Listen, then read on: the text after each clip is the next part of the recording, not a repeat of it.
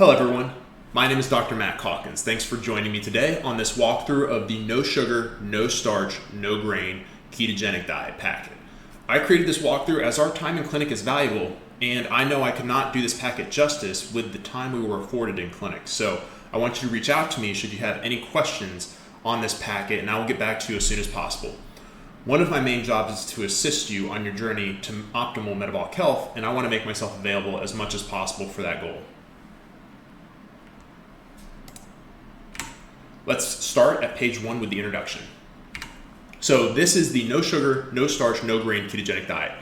You may have tried a ketogenic diet in the past. Generally, when people say they have tried the ketogenic diet, it is more of an internet keto. And in that formulation of a ketogenic diet, there is the possibility to eat excessive amounts of food that would hinder your improvements in metabolic health. Our clinic diet is a well-formulated, prescription-strength ketogenic diet that specifically aims to improve metabolic health, which includes blood pressure, blood sugar, hormones, weight, and more. So first and foremost, we want to focus on whole foods. And in general, these are foods you find in the perimeter of the supermarket. Grocery stores generally have produce when you first walk in, the meats in the back, and on the sides they'll have dairy and eggs. If you stay in those outside areas, you will be doing well. You should try to eat foods that are not out of boxes or bags, and your food should eventually go bad. If you can put a food on a shelf and eat it 5 years later, that's generally a highly processed food. The whole foods we specifically focus on are meats, fish, eggs, leafy green vegetables, and non-starchy vegetables. We will go over a food list on page 4 in a bit. Foods have 3 components: proteins, fats, and carbohydrates. And carbohydrates are the main macronutrient that stimulates insulin, and insulin is the main hormone that regulates your weight.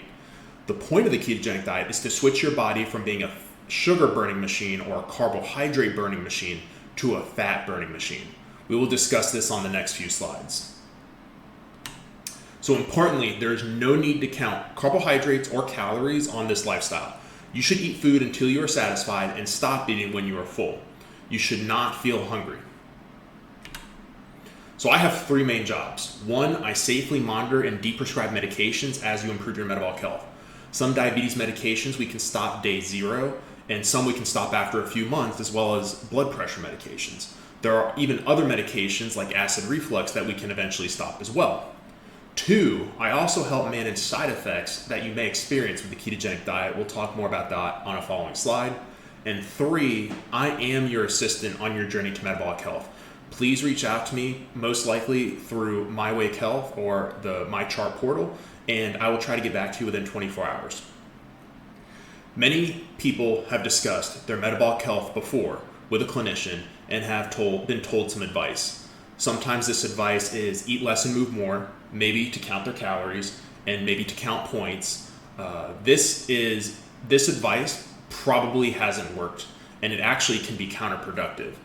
So first, imagine telling someone with insomnia to sleep more. It just doesn't work. And second, I want to compare this to another real life example with an analogy. So imagine you get a text alert from your bank. Your bank is letting you know that there's fraud going on inside of your bank account. So panicked, you call up your bank and you talk to the customer service person, and they say, oh yeah, somebody is taking out 5% of your retirement daily, but here's what you need to do. You need to put 5% back into your retirement account in order for it to be equal. You need to count the percentages going out and just put that same percentage going in, or a little bit more, in order to either have your account stay neutral or grow your account. So would you accept this advice from your bank? No, you wouldn't. You would be angry and you would switch banks. So don't accept this advice for your health. Counting calories may work for some, but the ketogenic diet offers an alternative to where you don't need to count calories or points or even carbohydrates. You eat when you're hungry and you stop eating when you're full. So let's talk about why the low-carb ketogenic diet works. So first, let's discuss what your body has to deal with when carbohydrate-rich food choice is made. So here's a cookie. However, it could be a piece of bread, rice, pasta, tortillas, or anything else that's high in carbohydrates. So this carbohydrate-rich food choice hits your stomach and is immediately turned into blood sugar. It doesn't matter if this carbohydrate is from breads, rice, pastas, potatoes, cakes, cookies, it's all turned into blood sugar. So the next question is, what does your body do with this blood sugar? Your body likes to keep its blood sugar very well regulated. A metabolically healthy individual will have a blood sugar of 80 milligrams per deciliter. So we know the amount of blood that somebody generally has. If you convert this level of blood sugar into the total amount of sugar in your blood, this equals 4 grams. So somebody that has a 80 milligram per deciliter level of blood sugar has a total of 4 grams of sugar in their blood at any given time. Now I want you to imagine eating just 1 serving of pasta. 1 serving of pasta has 41 grams of carbohydrates, where your body wants to be down at 4. This is 10 times where your body wants to be. And so what does your body do in order to get back to this level? 4 grams, by the way, is essentially just a teaspoon of sugar. So if you have sucrose in your kitchen, hopefully not after we talk about the lifestyle changes, then 1 teaspoon of that sugar is equal to 4 grams. So at any given time, you should have only 4 grams or 1 teaspoon of sugar in your blood. So what does your body do? The body uses insulin to push this blood sugar into the fat cells. So I frequently have patients ask me to check their hormones when they have difficulty losing weight. And certainly there's a lot of important hormones out there: testosterone, estrogen, thyroid function, your TSH, your free T4, and cortisol. And these are all important. However, insulin is a hormone, and insulin is the most important hormone for weight gain and weight loss.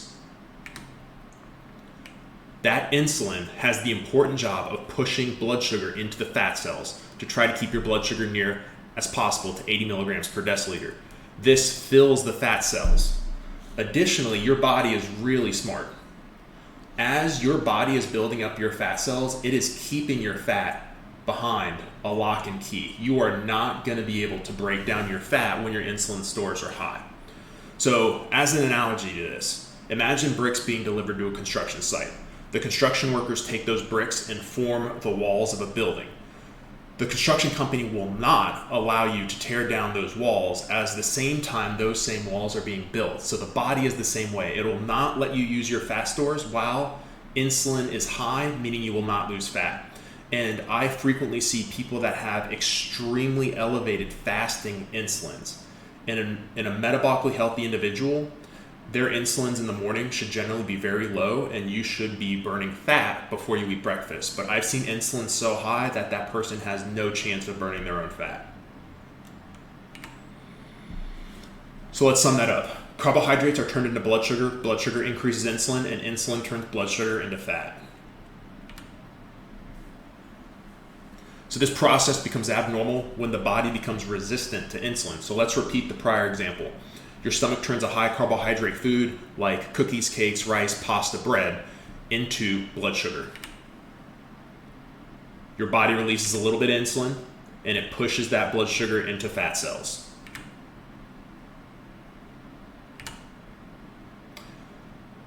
Now you eat another high carb food choice: breads, rice, pasta. And at this point, insulin tries to push that sugar into the fat cells. But your body needs to release even more insulin because those are now larger fat cells. It needs an even larger signal to push that same amount of sugar into those fat cells. So the large amount of insulin is able to push that same amount of sugar into the larger fat cells, causing them to grow even bigger.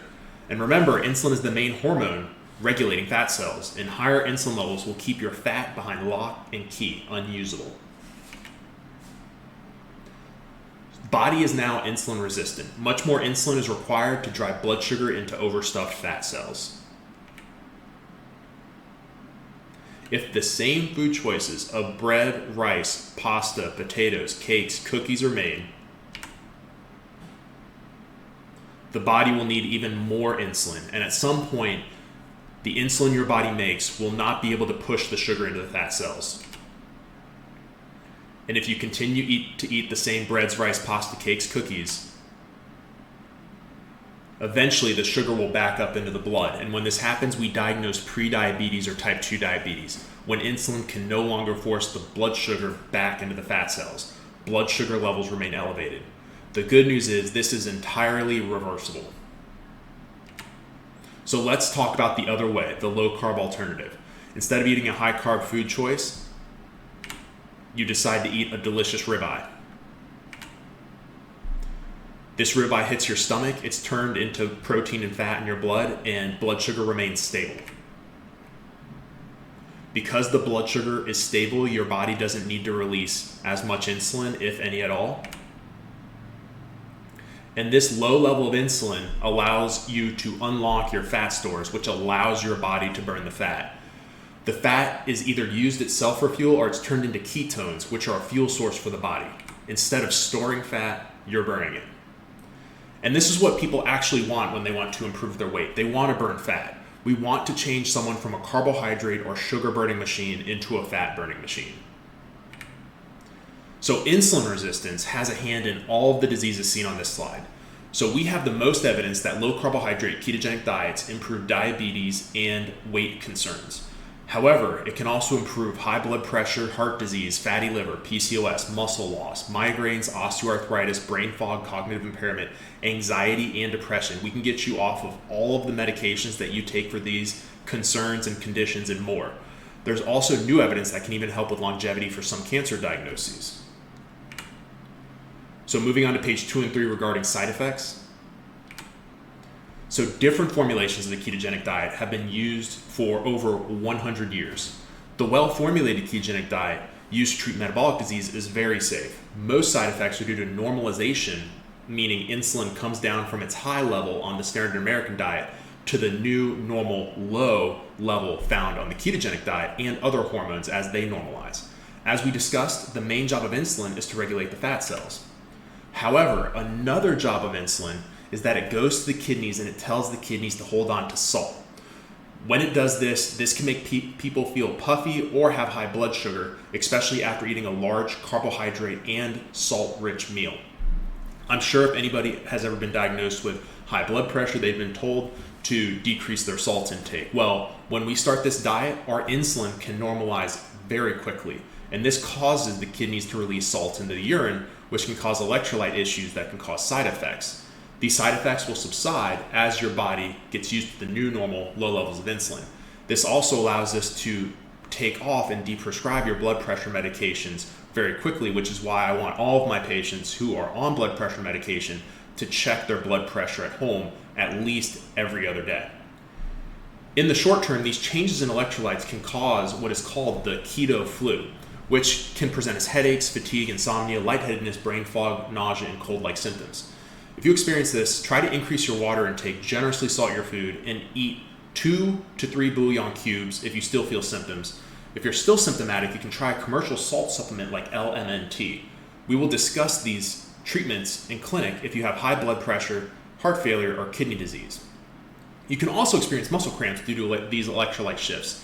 An important electrolyte for muscles is magnesium. Here is a magnesium supplementation protocol that you can repeat as well if the initial treatment does not work. We will discuss magnesium in clinic if you have end-stage kidney disease or dialysis to make sure it is safe for you. Here is the preferred brand of magnesium called SlowMag. The main side effect of magnesium is diarrhea, and SlowMag decreases that side effect. And here is an example of LMNT. You may also experience transient, short-lived diarrhea and bloating while starting the ketogenic diet. This is largely due to your gut getting used to a new eating pattern, and this should resolve within a few weeks. Some patients may also have constipation with the gut getting used to the new eating pattern as well. Magnesium citrate supplementation can help with this side effect. Carbohydrate cravings can be common in the first 2 weeks of starting a ketogenic diet. When your ketone levels increase and you get used to the ketogenic diet, these cravings will subside.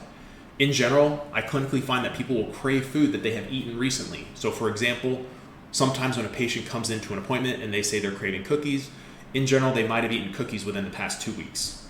I promise if you can stay away from those foods, these cravings will resolve. So changing a diet can be a short-term stress on the body as it begins to normalize its hormones. And any stressful time for the body can cause hair loss, and the medical term for this is called telogen effluvium. So we see this frequently after infections as well. So hair may start to fall out and it will completely regrow in up to 6 months. This is generally very mild and resolves on its own. So some people find that the ketones themselves can be stimulating. Many patients report that their brain fog and cognitive issues improve alongside of energy while on a ketogenic diet. For some, including myself, this can cause some issues with going to sleep at night as you have extra energy at the end of the day, which for some is actually better than chronic fatigue. So I found that eating my serving of non-starchy vegetables like broccoli or cauliflower before hour or two before bed can actually help with those kind of feelings of activation. Additionally, insomnia can be due to electrolyte issues, and you can supplement with magnesium from the muscle cramp protocol section. So finally, we have gout attacks and kidney stones, which are two theoretical risks of the ketogenic diet. The largest, longest study on a well-formulated modern ketogenic diet has 200 participants over 2 years, and there was no increased incidence of either gout or kidney stones. There is a theoretical increased risk of gout, as the molecule that causes gout, which is uric acid, can transiently, for a very short period of time, increase at the start of a ketogenic diet. So if you do suffer from gout attacks, we may start a prophylactic medicine to decrease that risk for you. Otherwise, staying well hydrated can help. Now for the meat, no pun intended, of this discussion, the food list.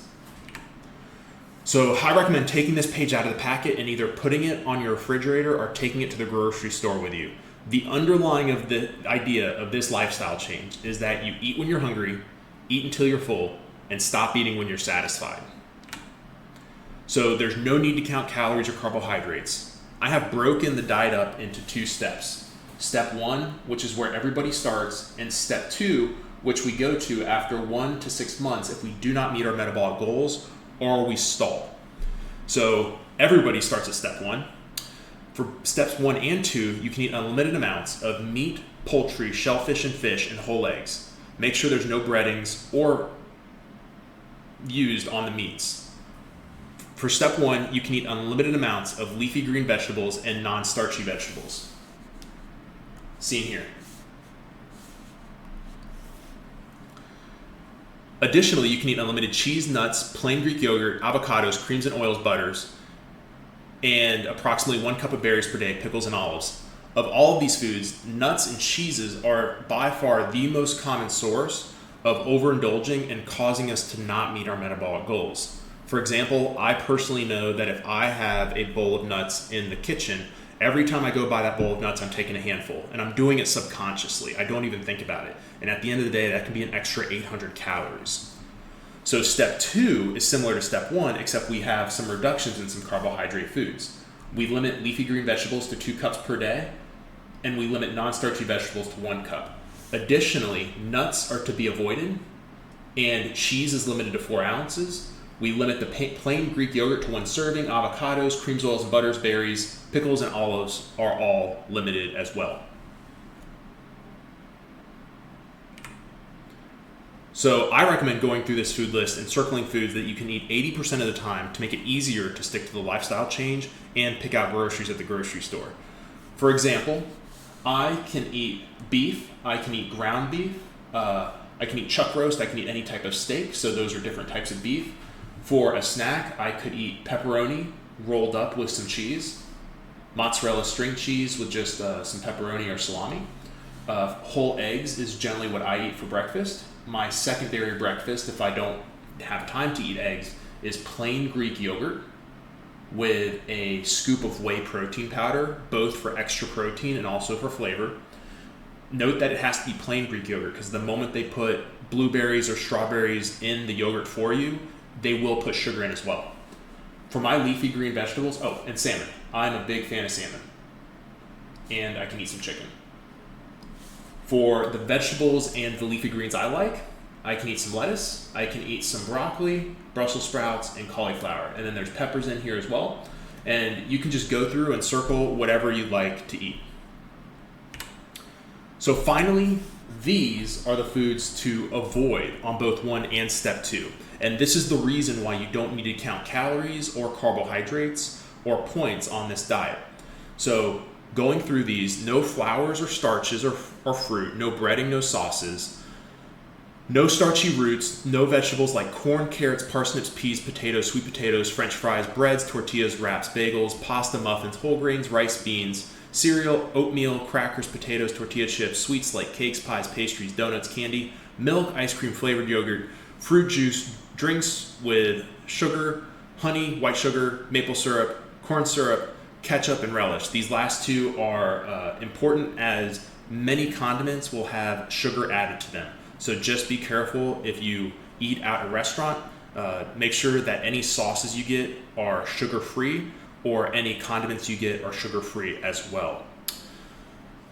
The alcohol is also a point of contention for some patients. So besides just the nuts and the cheese, alcohol is probably the third biggest reason why people fail to improve their metabolic health the way they would like to. So in general, if you could stay away from alcohol, that's okay. If you need some, then either red wine or a dry white wine are best. You can also do occasional liquor, either neat, straight, or with a zero carbohydrate accompaniment like seltzer water. Alcohol, when it hits your liver, your body will essentially stop metabolizing most other things and will focus solely on the alcohol. So that ethanol in the alcohol will get turned and you will use it for calories almost immediately. So it also negatively affects insulin resistance because of that same reason. It negatively affects sleep as well, which can also hinder your metabolic health. I recommend picking a date to throw out these sugary and starchy foods and to keep them out of your house. Make it the same day of our appointment if possible. Remember, some foods are better off in the trash than in your body. Having a family member or family buy in is a large part of undergoing any lifestyle changes to help support you. If they continue to eat high carb and high sugar and high starch foods, it is worthwhile to try to keep your foods separate and ask them if they can keep nuts or other easily snack on foods out of sight and out of mind. It's important to note that you do not have to eat step 1 or step 2 forever. As we improve your metabolic health, your carbohydrate tolerance will improve, and eventually we will be at our goal metabolic health. Then we can slowly start back in adding in high quality, whole food, unprocessed carbohydrates. So in our initial clinic visit, I also gave you a recipe packet. And in this packet, there are low carbohydrate alternatives to foods. These are generally not quite whole foods. So for example, there could be Atkins shakes, there's Quest protein bars, and other processed keto foods. So here's how I think about these foods with another analogy. So imagine you're driving your car and you get a flat tire. What are you gonna do? You pull over, you either call AAA to put on the spare or you put the spare on yourself.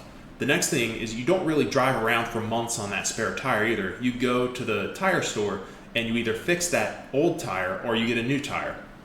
That is how I think about these low carbohydrate alternative foods like Quest protein bars.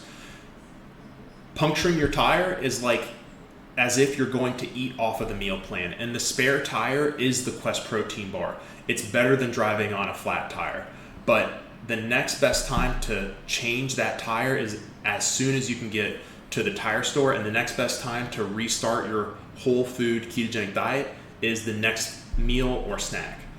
So in that way, you don't want to keep driving on a flat tire, you don't want to eat off the meal plan, and a spare tire and Quest protein bar is better than that. Page 5 has other lifestyle considerations in addition to diet. So there are 3 pillars we must consider for lifestyle changes. The first is exercise. Exercise is important for improving long-term metabolic health. Specifically, it is one of the most important aspects of weight maintenance. It can be important for weight loss too. However, I do not want my patients running on treadmills causing knee pain while we are trying to change so much of their life. Additionally, I have found that some types of exercise actually increase hunger, and this lifestyle change is all about managing your hunger. So that can go against what we want to do. In general, weight loss is mostly about diet. Once you get to your goal weight, then exercise is important for weight maintenance. While we are losing weight, there are two types of exercise I want you to focus on: brisk walking and resistance training.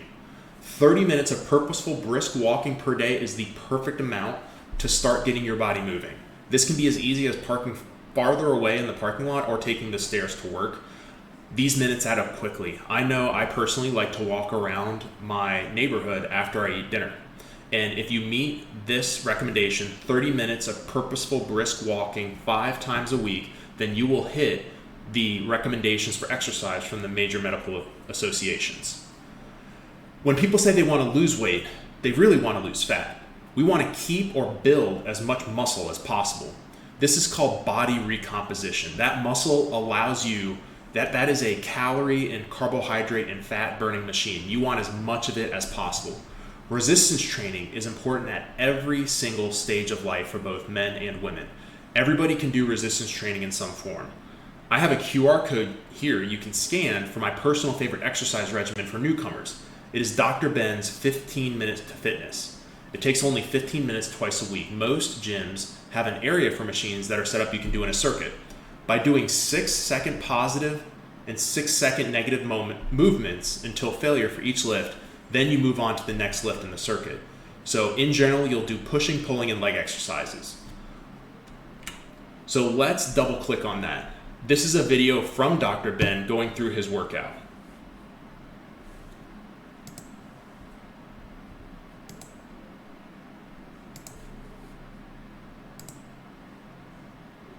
She's pretty advanced. She's as good as it gets at this.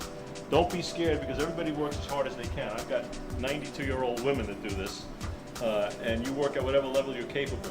But it's very focused, it's very concise, and you can see, when you see the weight she's using and women that are afraid of getting muscular or something, Heather's as strong as 80% of the guys in this room right now, I guarantee it.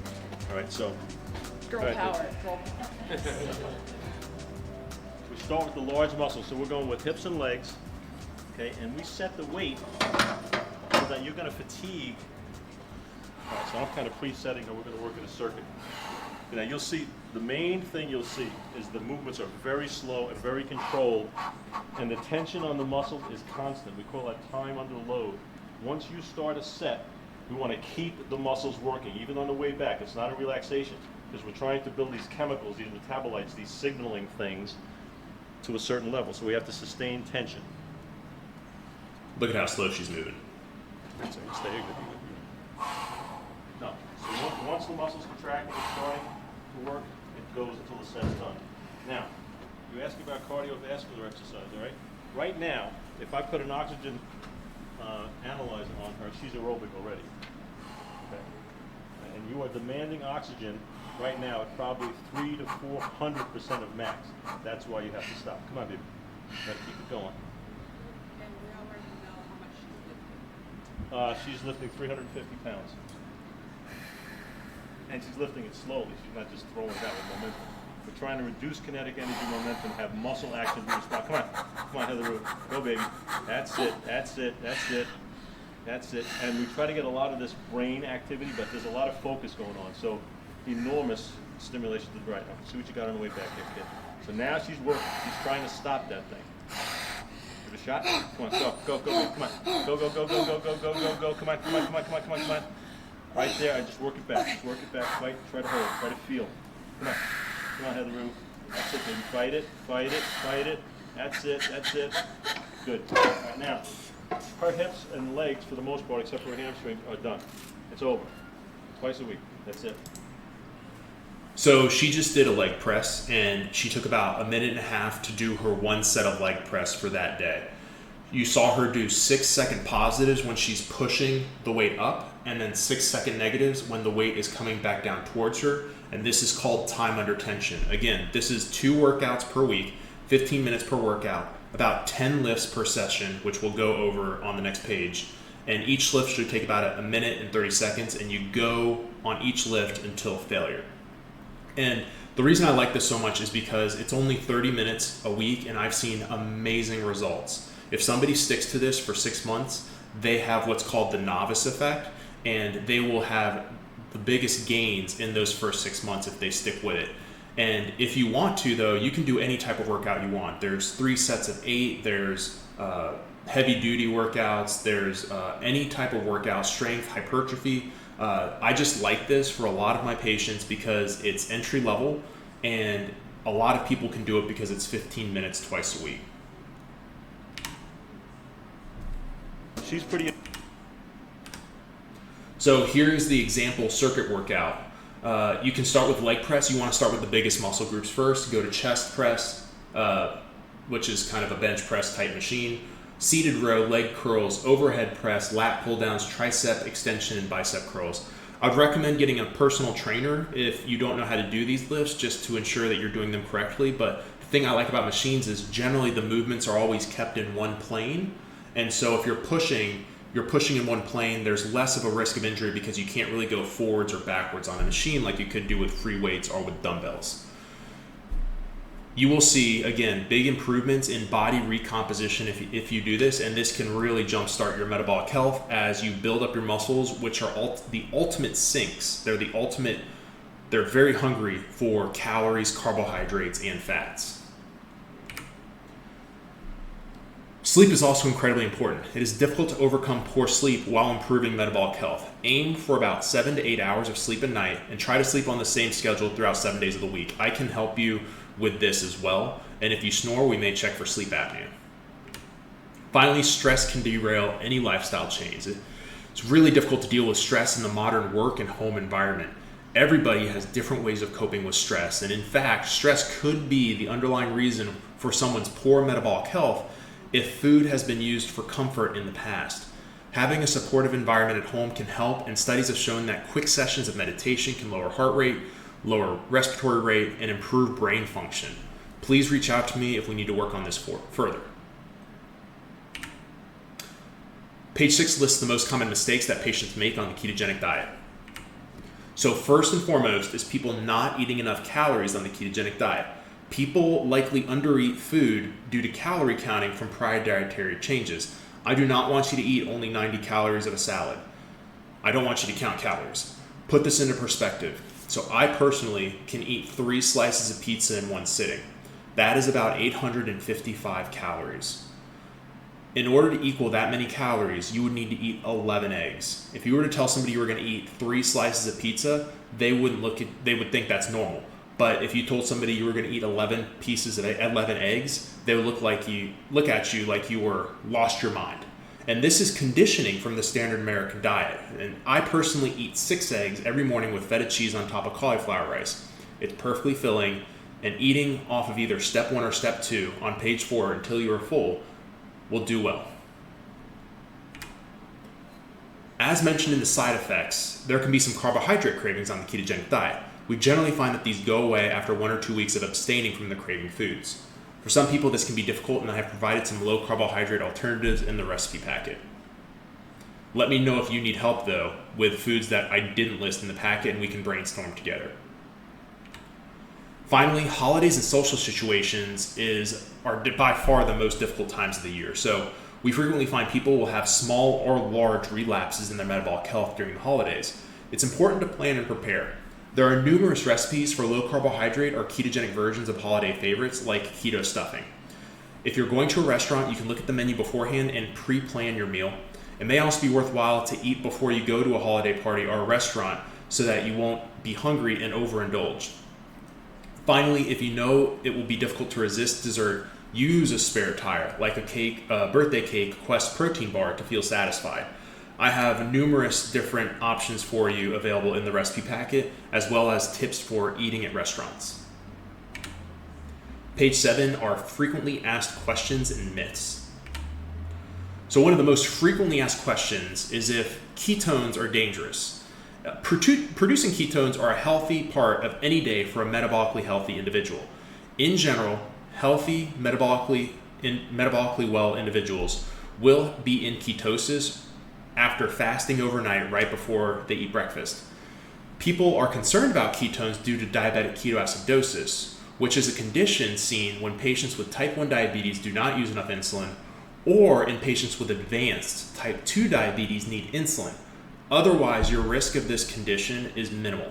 If you have either of these diseases, I will work closely with you to make sure it is safe, and we may get special labs like a fasting insulin level or a C-peptide level just to make sure your pancreas is producing enough insulin. Next, I get questions that patients believe that they will become fat if they eat fat. As we discussed in the bulldozer insulin example, we are eating fat to burn our own fat. In fact, triglyceride levels, which are found on lipid profiles, is the amount of fat in your bloodstream. This lab actually correlates more with carbohydrate intake than fat intake. So the more carbohydrates you eat, the higher your triglyceride levels, and the more fat you eat, the lower they are. This is because your liver will turn your carbohydrates that you eat into fat, and this puts the fat into the bloodstream where it's measured as triglycerides. So another big question is, will the fat or cholesterol on a keto diet cause a heart attack? And let's focus on this. So this is a study published in 2021 in the Journal of the American Medical Association that looked at women who had heart attacks below the age of 55. All right, here. Below the age of 55, 55 to 64, 65 to 74, and greater than 75 years old. Let's focus on this light blue square here for the 55 to 64-year-old women that had a heart attack. So they looked at these women and they found how many of them had certain other conditions that predisposed to heart attacks. As you can see here, they looked at diabetes, and diabetes carries about a 10 times risk of having a heart attack between the ages of 55 to 64 if you're a woman. Next, they looked at metabolic syndrome, which is essentially a form of insulin resistance. If you are highly insulin resistant, you will probably have metabolic syndrome, and this carries about a 5 times risk of having heart disease. Having elevated LDL at this age carries about a 1.5 times risk. So I'm not saying it's not important. I'm saying that we focus on improving your metabolic health, and every other marker will improve. There's also good data that even better markers of LDL cholesterol don't actually worsen. They stay the same on the ketogenic diet. It's my job to monitor your labs and to make sure we're having a conversation that everything we're doing is safe. When we get to our goal metabolic health, if LDL is still an issue, we can definitely talk about it then, and I may even recommend some advanced imaging like a coronary calcium score to take a look inside your coronary arteries, heart arteries, to see if there's any calcium buildup. In general, improving your metabolic health will improve your risk of a heart attack over many years. Finally, patients have asked if they can do keto without a gallbladder. This may cause some increased side effects such as diarrhea and bloating for a short term. However, your gut will get used to the new eating pattern and these symptoms should resolve. Many people have successfully done the diet without a gallbladder. Page 8 discusses food addiction, which is a new area of medicine. So in general, when patients say they can't live without certain foods, these are the certain foods that may have caused the patient to be metabolically unwell in the first place. Bread is a really good example of this. It is my job to help you be satisfied and satiated with your food. So when somebody says they can't live without certain foods, this can also be a sign of food addiction. Food addiction is important as it may explain why some people have a harder time sticking with lifestyle changes than others, and they may need closer follow-up. About 25% of those with weight problems will have food addiction. There's a large overlap in brain imaging between how highly palatable, which are tasty foods high in carbohydrates and fats and salt, and drugs of addiction like cocaine and alcohol. I probably had you fill out one of these surveys here to see what your symptoms are. The good news is the ketogenic diet has been shown to improve a lot of these symptoms of food addiction. Finally, page 9, where we discuss continuous glucose monitors. These are quarter or dime-sized devices that sit on the back of your tricep and give you immediate readings of your blood sugar. So let's start with even why would we use these? So in the old paradigm, when a patient wanted to improve their metabolic health and they wanted to track their weight, they would use a weight scale. The problem with this is that you can make a food choice and the weight scale doesn't change for weeks to months afterwards, which gives you zero feedback if that meal you just ate is making you healthy, is within your lifestyle plan. Additionally, there are meaningless fluctuations in water weight that may demoralize and ultimately derail lifestyle changes. The new paradigm of improving metabolic health is to get instant feedback. You can make a food choice and within 15 minutes know if that meal was on your meal plan. You can check your CGM as much as you want on your phone, and if your blood sugar remains stable, you know that meal was on your meal plan. So let's walk through your first day of using a CGM and making choices to eat foods. So let's say you heard that this pizza is whole grain, heart healthy, and it has pineapple on it, so you're getting a serving of fruit as well. And there's also a cup of tomato sauce on it, so you're getting your veggies. So you decide to eat this pizza, and you use your continuous glucose monitor to know that it actually spiked your sugar 40, 80 points, maybe above 200 milligrams per deciliter. You can put that food into the maybe I shouldn't eat this pile in the back of your mind. Next, you eat delicious steak kebabs. Your blood sugar remains stable. Maybe you could eat more of this. Sardines, same thing. Heart-healthy Cheerios, not so much. And even fruit like grapes can raise your sugar, and especially if we're trying to take you off of type 2 diabetes medications that lower your blood sugar, this will be actively working against us. So not even a full day has passed and you've already been empowered to improve your own metabolic health more than a weight scale or A1C could ever provide. You don't even need me at this point. So on a low-carb ketogenic diet, the goal of the CGM is to keep your blood sugar as flat as possible. So here you can see a blood sugar throughout the entire day that is about at 85 milligrams per deciliter. You can have a blood sugar like this too. Even if you have type 2 diabetes or type 1 diabetes or prediabetes, your blood sugar can be this flat all day. And the reason I like CGMs is because they empower patients to know how food affects their body. Another analogy would be side effects in medications. Sometimes I have patients come to me and they say that this medication is causing this side effect, and I look up that side effect and I don't really see it in the database, but I trust my patients and we work on those medication changes to decrease that side effect. Every medication affects each body differently, and every food affects each body differently as well. Know what foods are doing to your body.